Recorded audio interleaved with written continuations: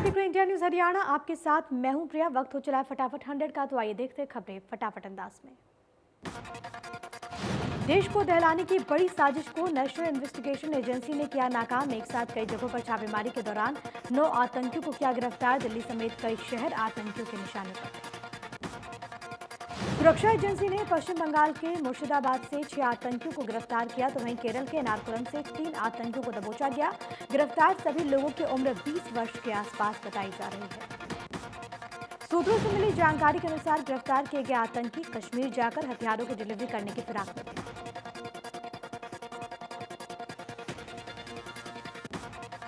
हिमाचल प्रदेश के धर्मशाला में भूकंप के झटके। रिक्टर स्केल पर नापी गई भूकंप की 2.8 तीव्रता।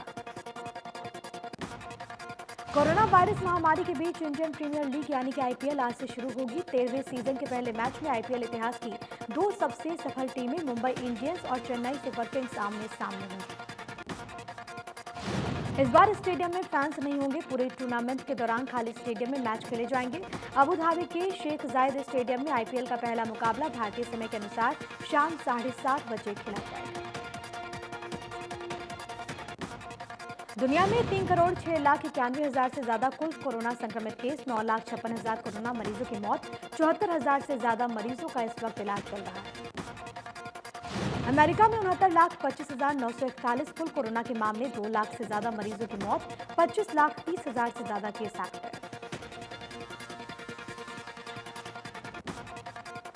ब्राजील में 44 लाख 97 हजार से ज्यादा कुल कोरोना संक्रमित केस, 1 लाख 35 हजार से ज्यादा मरीजों ने गंवाई जान, 5 लाख 72 हजार से ज्यादा केस एक्टिव। रूस में कुल कोरोना केस 10 लाख 91 हजार से ज्यादा, 19 हजार से ज्यादा मरीजों ने जान गंवाई, 1 लाख 70 हजार से ज्यादा केस इस वक्त इलाज में। देश में 92,969 नए मामले आए सामने। 24 घंटे में 95 हजार से ज्यादा मरीज हो चुके हैं ठीक। एक दिन में 1,221 मौत। देश में 53 लाख से ज्यादा कुल कोरोना संक्रमित केस, 10 लाख 13 हजार से ज्यादा कोरोना केस एक्टिव, 85,625 मौत, 42 लाख से ज्यादा केस एक्टिव। महाराष्ट्र में 21,656 से ज्यादा नए कोरोना मरीज आए सामने। कुल 11 लाख 67 हजार से ज्यादा संक्रमित केस, 31 हजार से ज्यादा मरीजों की मौत, 3 लाख से ज्यादा केस एक्टिव। आंध्र प्रदेश में 8 हजार से ज्यादा नए मामले आए सामने। 6 लाख 9 हजार से ज्यादा कुल संक्रमित केस, 84 हजार से ज्यादा केस एक्टिव, 5 हजार से ज्यादा मौतें। तमिलनाडु में 5 हजार से ज्यादा नए मामले आए सामने। 5 लाख 30 हजार से ज्यादा कुल कोरोना के केस, 8,685 मौत, 46 हजार से ज्यादा केस एक्टिव। यूपी में 6 हजार से ज्यादा नए मामले आए सामने। 3 लाख 42 हजार से ज्यादा कुल कोरोना संक्रमित केस, 4,869 कोरोना मरीजों की मौत, 67 हजार से ज्यादा केस एक्टिव। राजधानी दिल्ली में सामने आए 4 हजार से ज्यादा नए मामले। 2 लाख 38 हजार से ज्यादा कुल कोरोना के केस, 4 हजार से ज्यादा मरीजों की मौत, 32 हजार से ज्यादा केस इस वक्त एक्टिव। राजस्थान में 1,817 नए मामले आए सामने। 1 लाख 11 हजार से ज्यादा कुल कोरोना के केस, 1 हजार से ज्यादा मरीजों ने जान गंवा दी है, 17 हजार से ज्यादा केस इस वक्त इलाज में।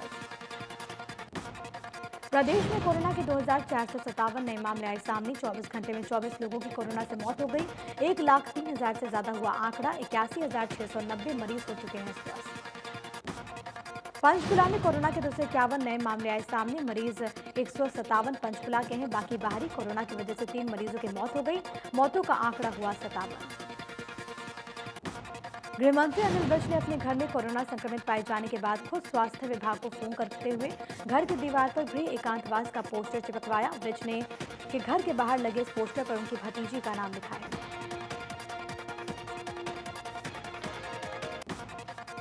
सीएमओ ने बताया कि प्रदेश के बाकी लोगों के लिए सीधा संदेश है, जो कि घर के बाहर गृह एकांतवास के पोस्टर को अपनी शान के खिलाफ समझ कर उसे लगाने से रोकते हैं। रेवाड़ी में कोरोना से लोगों का बुरा हाल। विधायक चिरंजीव राव समेत 51 लोग मिले पॉजिटिव। जिले में अब तक 26 लोगों की मौत हो गई। Active case 538। सोनीपत में कोरोना के 148 नए मामले आए सामने। जिले में कोरोना संक्रमित मरीजों का आंकड़ा 7,216, 1,326 केस एक्टिव, 5,848 मरीज हो चुके हैं स्वस्थ, 42 मौतें। सिरसा में कोरोना का कहर जारी। कोरोना के 94 नए मामले आए सामने। एक मरीज की मौत हो गई। जिले में कोरोना संक्रमितों के सिमटने का आंकड़ा हो चुका है 40। कुल संक्रमित केस की संख्या 2816। 1000 केस एक्टिव। नूर में कोरोना से मौत के मामले थमने का नाम नहीं ले रहे हैं। शिकरावा गांव की 1 साल के बच्ची की मौत हो गई कोरोना की वजह से।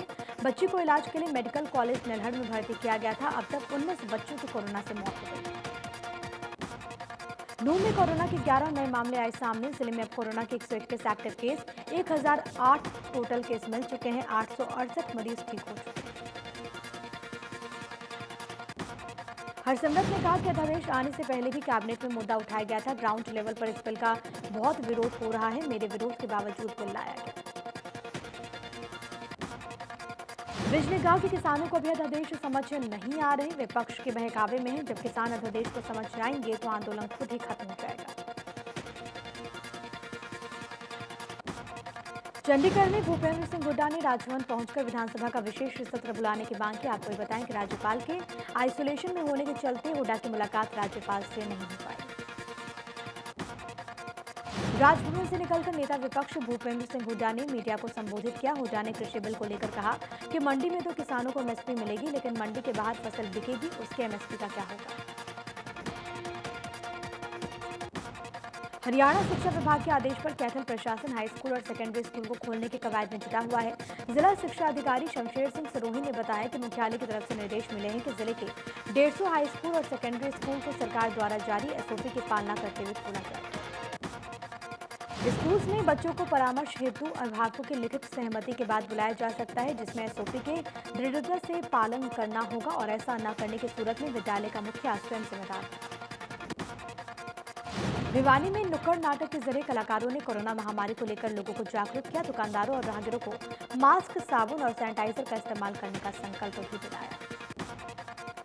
नुक्कड़ नाटक में डॉक्टर्स, पुलिस प्रशासन, जनसूचना विभाग, पत्रकारों, सफाई कर्मचारियों और बैंक कर्मचारियों की भूमिका पर प्रकाश डाला गया।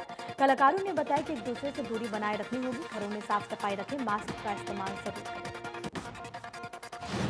पलवल में महिला एवं बाल विकास विभाग की ओर से पोषण माह 2020 का कैलेंडर जारी कर दिया गया। पोषण माह के दौरान जिले में आंगनबाड़ी केंद्रों पर कुपोषित बच्चों की हालत में सुधार के लिए जागरूकता कैंप लगाए जाएंगे। जिला कार्यक्रम अधिकारी ने बताया कि महिला एवं बाल विकास विभाग की ओर से हर साल की तरह इस बार भी सितंबर माह को पोषण माह के रूप में मनाया जा रहा है। इस दौरान आंगनबाड़ी वर्कर बच्चों के वजन और भोजन की जांच करेंगे। पंचकुला वासियों के लिए परेशानी का सबब बने डंपिंग ग्राउंड का कायाकल्प शुरू हो गया है। विधानसभा अध्यक्ष और पंचकुला से विधायक ज्ञानचंद गुप्ता ने नारियल फोड़कर और इलेक्ट्रिक बटन दबाकर इस काम का शुभारंभ किया। ज्ञानचंद गुप्ता के कचरे को अलग करके खाद बनाने के काम का अवलोकन किया। 38 करोड़ की लागत से बने इस प्रोजेक्ट से हर रोज 2000 टन कचरे का निस्तारण होगा। 16 साल से डंपिंग ग्राउंड की दुर्गंध में फंसे लोगों को राहत मिलेगी। स्वतंत्रता सेनानी और शहीद मदन लाल ढींगरा को मुख्यमंत्री ने ट्वीट कर दी श्रद्धांजलि। लिखा कि देश आपकी शहादत का सदैव ऋणी रहेगा और आपका शौर्य युवाओं को देश सेवा के लिए प्रेरित करता रहेगा।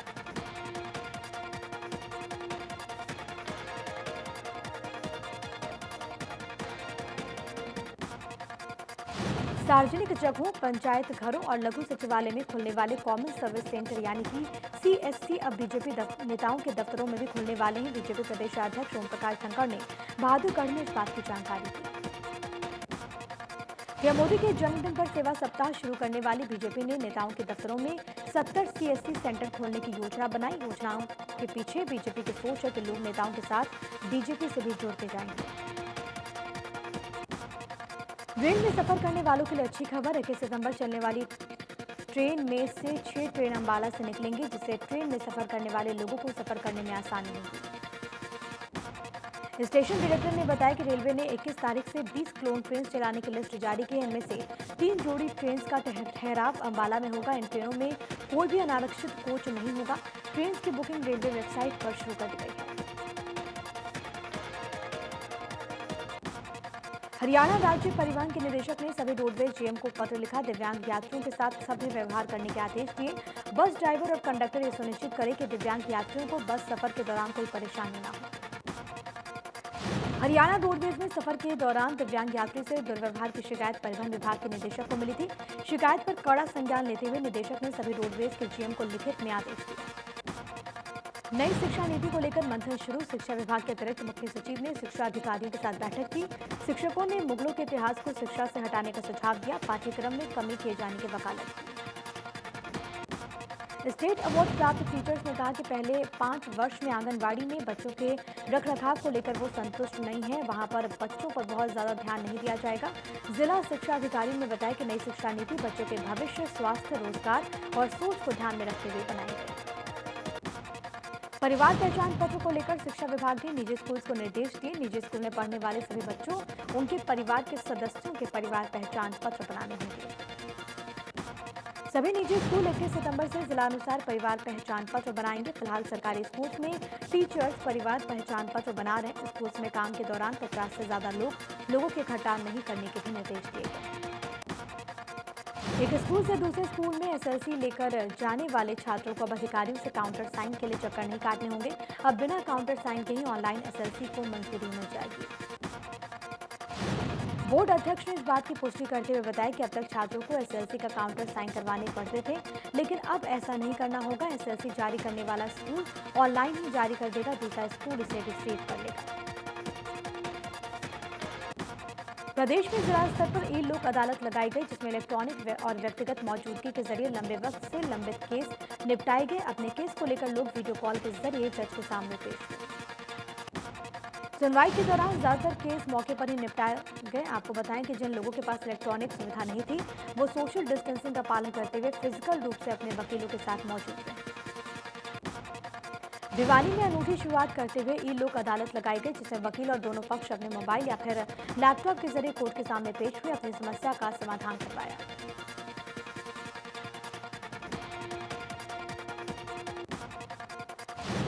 भिवानी में कुल 10 बेंच बनाए गए हैं, जिनमें केसेस की सुनवाई ऑनलाइन माध्यम से की गई। डिजिटल प्लेटफॉर्म के माध्यम से लोक अदालत में दोनों पक्षों के आपसी सहमति से मामले का निपटान किया गया। फरीदाबाद में निशानेबाज ग्रेडेशन सर्टिफिकेट के लिए भटक रहे खेल विभाग ने पत्र लिखकर खिलाड़ियों से शूटिंग प्रतियोगिता आयोजित करने वाली संस्था के पत्र मांगे। राष्ट्रीय राइफल एसोसिएशन के सर्टिफिकेट को मानने से खेल विभाग ने इनकार कर दिया। ग्रेडेशन सर्टिफिकेट के आधार पर खिलाड़ियों की सरकारी नौकरियां खेल कोटा से लगती हैं। शूटिंग के खिलाड़ी खेल विभाग के जारी किए गए पत्र से नाराज हैं। उनका ये कहना है कि दूसरे देशों में आयोजित होने वाली प्रतियोगिताओं में कई शूटर देश और प्रदेश का गौरव बढ़ा चुके हैं। घरौंडा में कानून व्यवस्था को मजबूत करने, लोगों की सुविधा के लिए गांव मुनक में पुलिस थाना बनाया गया। करनाल रेंज के आईजी भाटी अरोड़ा और पुलिस कप्तान सुरेंद्र भौरिया ने थाने का उद्घाटन किया। नए बने इस थाने में 15 गांव शामिल किए गए। सुरक्षा के मद्देनजर अंतर जिला सीमा पर बनाया गया ये पुलिस स्टेशन बेहद अहम है। इससे कई गांवों को फायदा होगा। पलवल के गांव बिघावली पंचायत से अकबरपुर नाटोल गांव की पंचायत को अलग करने की ग्रामीण ने मांग उठाई। अलग पंचायत न होने पर ग्रामीणों ने चुनाव का बहिष्कार करने, धरना देने की चेतावनी भी प्रशासन को दी। ग्रामीणों ने इस मांग को लेकर ग्राम सभा की मीटिंग में जमकर हंगामा किया। ग्राम सभा की मीटिंग लेने पहुंचे पंचायती अधिकारी के साथ ग्रामीणों का विवाद हुआ, जिसके चलते पंचायती अधिकारी मीटिंग को छोड़कर निकल गए। पलवल में रात के वक्त घर में घुसकर 33 वर्षीय महिला के साथ दुष्कर्म किया गया। पीड़िता के विरोध करने पर आरोपी उसे जान से मारने की धमकी देते हुए फरार हो गए। महिला थाना पुलिस ने पीड़िता की शिकायत पर 2 आरोपियों के खिलाफ मुकदमा दर्ज किया। जांच अधिकारी ने बताया कि पीड़िता महिला ने शिकायत दर्ज कराई थी कि वो घर में अकेली थी। उसी दौरान 2 शख्स घर में दाखिल हो गए। पीड़िता ने जब इसका विरोध किया तो उसे जान से मारने की धमकी दी गई। महेंद्रगढ़ में कोरोना संकट के बीच काम कर रहे कर्मचारियों को केंद्रीय सहकारी बैंक ने निःशुल्क बीमा सुविधा उपलब्ध करवाई है। केंद्रीय सहकारी बैंक देश का पहला बैंक है जिसने अपने कर्मचारियों को मुफ्त में बीमा योजना उपलब्ध कराई। प्रधानमंत्री किसान सुरक्षा एवं उत्थान महाअभियान योजना के तहत प्रदेश सरकार द्वारा किसानों को सोलर पंप उपलब्ध कराए जा रहे हैं, जिसमें किसानों को मात्र 25% राशि देनी है। 75% राशि सब्सिडी के रूप में सरकार द्वारा दी जा रही है। यमुनानगर में अभी तक 506 लोगों ने इस योजना के लिए प्रार्थना पत्र दिया है, जिनमें से 103 लोगों ने अपने हिस्से के रूप में 25% राशि भी जमा करवा दी, जिससे इन किसानों को रात की जगह दिन में भी खेती के लिए पानी मिल सकेगा। थानेसर विधायक सुभाष सुधा ने कहा कि मुख्यमंत्री किसान एवं मजदूर खेतिहर स्कीम के तहत योग्य प्रार्थियों को आर्थिक मदद दी गई है। योजना के तहत 7 लोगों को 13,12,000 रुपए की राशि के चेक बांटे गए। पलवल के होटल में सरकार के बनाए गए बागवानी उत्कृष्ट केंद्र में इजराइल टेक्नोलॉजी के आधार पर किसानों के लिए सब्जियों की और फलों की पौध तैयार की जा रही है। इससे किसानों को बहुत फायदा हो रहा है। किसानों को पौध तैयार करने के लिए 50% अनुदान दिया जा रहा है, जिससे यूपी, हरियाणा, राजस्थान और दिल्ली के किसानों को फायदा होगा। इस साल 30 लाख पौधे तैयार करने का लक्ष्य रखा गया है। अब तक 10 लाख पौध तैयार हो चुके हैं। रोहतक में बेटी की पत्नी के चरित्र पर संदेह करना एक पिता की जान पर काल बन गया। 55 वर्षीय अधेड़ का हत्यारा कोई और नहीं बल्कि उसका ही बेटा निकला। बाप और बेटे में अक्सर पत्नी के चरित्र को लेकर विवाद होता था। बेटे ने शराब के नशे में धुत होकर पिता की गला रेत कर हत्या कर दी। इसी मामले में पुलिस को बड़ी कामयाबी मिली। आरोपी बेटे को गिरफ्तार कर लिया गया। आरोपी पहले पुलिस को गुमराह करता रहा। यमुनानगर की प्रोफेसर कॉलोनी में सैलून पर फायरिंग हुई। पुरानी रंजिश के चलते फायरिंग की घटना को अंजाम दिया गया। फायरिंग हुई सैलून में अफरा तफरी का माहौल हो गया। गनीमत रही कि फायरिंग में कोई हताहत नहीं हुआ। सैलून में फायरिंग की सूचना मिलते ही पुलिस की कई टीमें, सीन ऑफ क्राइम की टीम पहुंची मौके पर। आसपास लगे सीसीटीवी कैमरे को खंगालने में जुटी पुलिस। मेवात कैडर की सूची फाइनल होने पर जल्द ही अध्यापकों को प्रमोशन का फायदा मिलेगा। जिला मौलिक शिक्षा अधिकारी ने बताया कि निदेशालय की अनुमति के बाद प्रमोशन की प्रक्रिया जल्द शुरू होगी। मेवात कैडर की सूची तैयार करने के लिए 1 महीने का लक्ष्य रखा गया है, जिससे शिक्षकों को प्रमोशन किया जाए। मुख्यमंत्री मनोहर लाल ने मेवात को संस्कृति स्कूल का तोहफा दिया। अब मेवात में 58 स्कूल को संस्कृति मॉडल स्कूल में तब्दील किया जाएगा। पहले से चल रहे 16 संस्कृति मॉडल स्कूल के बाद अब जिले में 74 संस्कृति मॉडल स्कूल होंगे। इन 74 संस्कृति मॉडल स्कूल्स में अंग्रेजी माध्यम से पढ़ाई कराई जाएगी, जिसका फायदा सीधा छात्रों को मिलेगा। इन स्कूल्स में दाखिला लेने के लिए छात्रों को 200 रुपए प्रति महीना, 500 रुपए दाखिला फीस देनी है। फतेहाबाद में सीएम फ्लाइंग की छापेमारी से मचा हड़कंप। सिरसा रोड पर घी की फैक्ट्री में सीएम फ्लाइंग ने की छापेमारी। फैक्ट्री से भारी मात्रा में नकली घी बरामद। नकली घी में असली घी की खुशबू के लिए किया जा रहा था विशेष केमिकल का इस्तेमाल। सीएम फ्लाइंग ने फैक्ट्री से कई ब्रांच के नाम पर तैयार हुआ हजारों लीटर नकली घी बरामद किया। जींद में वकील के साथ गांव के दर्जन भर लोगों ने अवैध हथियार के बल पर हमला बोल दिया। गोली मारकर उसे घायल कर दिया। वकील से 50,000 रुपए लूटकर बदमाश फरार हो गए। पीड़ित ने बताया कि वो पुन्हाना से झारूकड़ी गांव की ओर जा रहा था।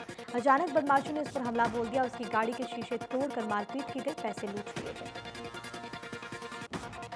एनआईए में असिस्टेंट कमिश्नर बताने वाले नकली आईपीएस ने फरीदाबाद पुलिस के सामने अहम खुलासा किया। पुलिस के अनुसार आरोपी दिल्ली एनसीआर से लग्जरी गाड़ियों को चुराकर मणिपुर भेजने का काम किया करता था। इसके अलावा आरोपी ड्रग्स का कारोबार भी करता था। पुलिस ने आरोपी के दिल्ली में मौजूद घर में तलाशी ली तो उसके घर से करीब 70,000 नशीली गोलियां बरामद की। शराब तस्करी मामले में अंबाला पुलिस के हाथ बड़ी कामयाबी लगी है। हाल ही में अंबाला में 2 शराब के गोदाम से शराब की मोटी खेप काबू करने के बाद शराब तस्करों की धरपकड़ में जुटी पुलिस के हाथ ये कामयाबी लगी। अंबाला पुलिस ने मामले में 3 लोगों को गिरफ्तार कर लिया, जिसके बाद उन्हें कोर्ट में पेश कर रिमांड पर लिया गया। एसआईटी के हत्या बड़े तस्करों में गौरव नामक व्यक्ति को 10 दिन, प्रिंस 8 दिन, आरोपी सतपाल को 2 दिन की पुलिस रिमांड पर लिया गया। चरखी दादरी के लांबा गांव में 70 साल के एक बुजुर्ग की हत्या का मामला आया सामने। पुलिस के अनुसार बुजुर्ग की हत्या गर्दन काट कर की गई। हत्या की सूचना मिलने के बाद पुलिस अधीक्षक मौके पर पहुंचे, हालात का जायजा लिया। पुलिस के अनुसार 3 लोगों को गिरफ्तार किया गया है। पुलिस पूछताछ में आरोपियों ने बताया कि उन्होंने मृतक ने पैसे न देने की वजह से सामान देने से उन्हें इनकार किया गया था उनकी ओर से, जिससे गुस्साए तीनों आरोपियों ने बुजुर्ग की हत्या कर दी। महम कस्बे के वार्ड 5 में एक युवक का शव मिलने से मचा हड़कंप। शव की पहचान अमित निवासी भिवानी के तौर पर की गई है। शुरुआती जांच में हत्या का मामला लग रहा है। शव के पास खून से लथपथ ईंट भी बरामद। कैथल में सिरसा ब्रांच नहर के पास एक व्यक्ति का शव फंदे पर लटका हुआ मिला, जिसकी सूचना पाकर पुलिस मौके पर पहुंची और शव को पोस्टमार्टम के लिए भिजवाया। करनाल में पेट्रोल पंप पर बदमाशों ने पंप कर्मियों को निशाना बनाया। दरअसल कुछ बदमाशों ने पंप कर्मचारियों के साथ मारपीट की। 30,000 नकदी, 2 मोबाइल लूट कर मौके से फरार हो गया। रेवाड़ी में गिरफ्तार पाकिस्तान की खुफिया एजेंसी को भारतीय सेना और देश की सुरक्षा से जुड़ी अहम जानकारियां उपलब्ध करवाने वाला सैन्य कर्मचारी 5 दिन के पुलिस रिमांड पर भेजा गया। रिमांड के दौरान आरोपी ने कबूल किया कि पाकिस्तानी महिला सैन्य कर्मचारी से फेसबुक के जरिए दोस्ती हुई थी। आरोपी जयपुर के मिलिट्री इंजीनियरिंग विंग में बतौर चतुर्थ श्रेणी कर्मचारी तैनात था। जाखल बस अड्डा के पीछे हरियाणा वेयरहाउस कॉर्पोरेशन के गोदाम नंबर 4 से 343 गेहूं के थैले चोरी हो जाने का मामला सामने आया। हरियाणा वेयरहाउस कॉर्पोरेशन के मैनेजर ने पुलिस को शिकायत की थी। जाखल पुलिस ने मामला दर्ज कर आगे की कार्रवाई शुरू कर दी है। पुलिस ने सूचना मिलने पर गोदाम नंबर 4 जाकर बारीकी से जांच की। पुलिस प्रभारी ने बताया कि मामला दर्ज कर जांच शुरू कर दी गई।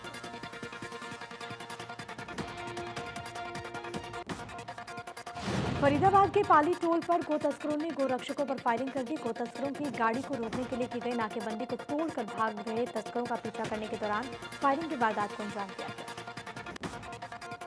गोरक्षक युवा वाहिनी से जुड़े लोग हालांकि इस दौरान बाल बाल बच गए, लेकिन उन्होंने गो तस्करों की गाड़ी को रोक लिया। इस दौरान 6 गायों को छुड़ाया गया। हालांकि इस दौरान तस्कर भागने में सफल रहे। सोनीपत में बर्बरता की हदों को पार करने वाला मामला है सामने। चपकोली गांव के पास एक शख्स की हत्या के बाद उसके शव को बीच रोड पर जला दिया गया। लोगों ने आग बुझाने की बजाय वीडियो बनाकर वायरल कर दिया। मौके पर पहुंचकर पुलिस ने चले शव को बरामद किया। मृतक की शिनाख्त नहीं हो पाई है।